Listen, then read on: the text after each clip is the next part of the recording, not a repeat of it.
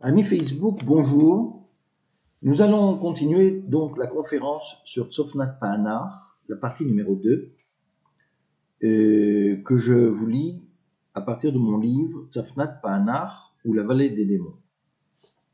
Je continue donc. Israël remarqua les enfants de Joseph et il dit, Israël donc c'est Jacob. Qui sont ceux-là? Joseph répondit à son père, ce sont mes fils que Dieu m'a donnés dans ce pays. Jacob reprit, approche-les de moi, je te prie que je les bénisse. Or les yeux d'Israël, appesantis par la vieillesse, ne pouvaient plus bien voir. Il fit approcher de lui ces jeunes gens, leur donna des baisers, les pressa dans ses bras, et Israël dit à Joseph, je ne comptais pas revoir ton visage, et voici que Dieu m'a fait voir jusqu'à ta postérité. Joseph les retira d'entre ses genoux, et se prosterna devant lui jusqu'à terre. Puis Joseph les prit tous deux, Éphraïm de la main droite à gauche d'Israël, et Ménaché de la main gauche à droite d'Israël. Et il y fit avancer vers lui. Israël étendit la main droite, l'imposa sur la tête d'Éphraïm, qui était le plus jeune, et mit sa main gauche sur la tête de Ménaché, qui était le plus âgé. Il croisa ses mains, quoique Ménaché fût l'aîné. Ainsi que nous l'avons dit précédemment, le terme « et il posa » se dit en hébreu « yashit », qui signifie qu'il le promulguait roi sur son frère, comme il est dit à propos de Joseph. Pharaon dit à Joseph, « Vois, je te donne le commandement de tout le pays d'Égypte. Vayeshiteu al Mitzrayim. » Pharaon dit à Joseph, « Vois, je te donne le commandement de tout le pays d'Égypte. » Joseph vit avec déplaisir que son père posait la main droite sur la tête d'Éphraïm. Il saisit la main de son père pour la détourner de dessus la tête d'Éphraïm et la diriger sur la tête de Ménaché. Et Joseph dit à son père, « Pas ainsi, mon père, car celui-ci est le premier-né. Pose ta main droite sur sa tête. » Son père refusa et dit, « Je le sais, mon fils, je le sais. Lui aussi deviendra un peuple. Lui aussi sera grand.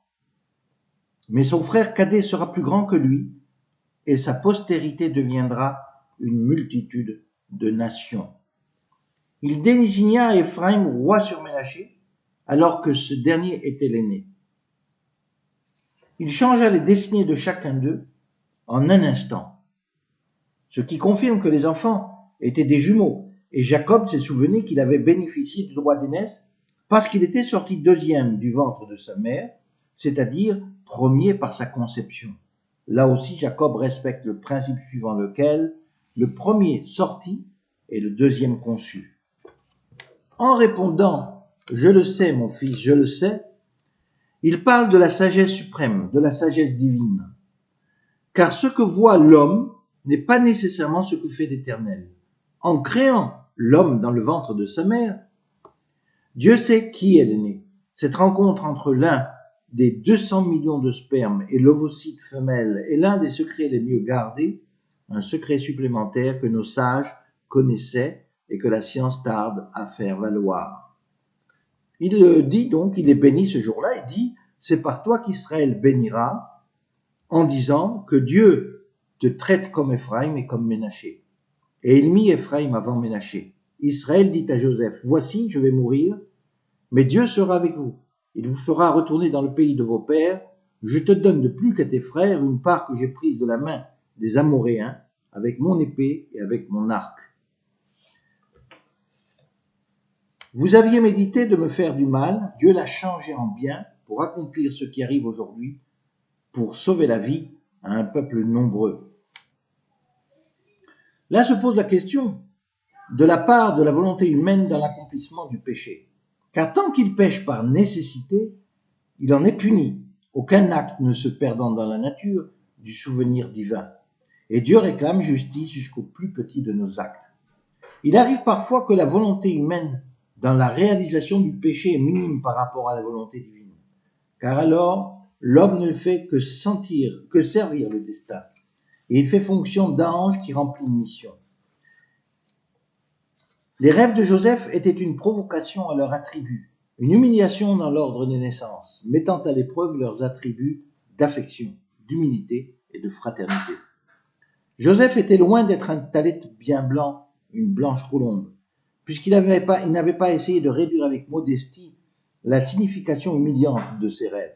C'est donc aux yeux de Joseph l'enchaînement programmé des événements qui l'ont conduit à la royauté, un acte divin auquel les frères sont étrangers et donc exemptés de punition. Nous avons vu Yehuda regretter l'acte de vente de Joseph aux Ismaélites, s'exilant de sa famille afin de ne pas supporter chaque jour le regard d'un père faussement endeuillé, et c'est pourquoi les frères ne sont pas punis. Il est possible que la punition de leur descendance en Égypte en esclavage les absout totalement, comme il est dit, les parents en mangent des fruits verts et les dents de leurs enfants se gâtent. En tous les cas, Joseph pardonne par excès de grâce qui caractérise déjà sa royauté. Vous aviez médité de me faire du mal, Dieu l'a changé en bien, dit-il. Les frères ont eu des pensées dans le monde factuel de la Asiya, tandis que Dieu pensait dans le monde de la Tzilut. Ceci pour enseigner qu'il existe une interaction entre les différents mondes, de façon à ce que l'intervention divine rectifie la pensée des hommes et leur comportement. La vie humaine est limitée, l'homme ne voit pas l'image entière de son histoire. Dans le jeu des âmes, dans tous les mondes, l'image est différente. Dieu connaissait l'âme des frères à cette époque, et l'envoi de rêve à Joseph avait pour but d'aiguiser leurs sentiments de base, la fierté, l'honneur, la sottise et l'absence de bonté, afin de les amener à l'avant de Joseph. Tandis qu'à l'égard de Joseph, afin de l'amener au rendez-vous fatal avec sa nouvelle destinée, il envoie un être, un ange, qui le dirige vers la vallée de Dothan, vers son destin. Très souvent, à chaque fois qu'une personne étrangère nous montre le bon chemin, elle le fait sans le vouloir, en vertu d'un ordre divin dont il n'a même pas connaissance.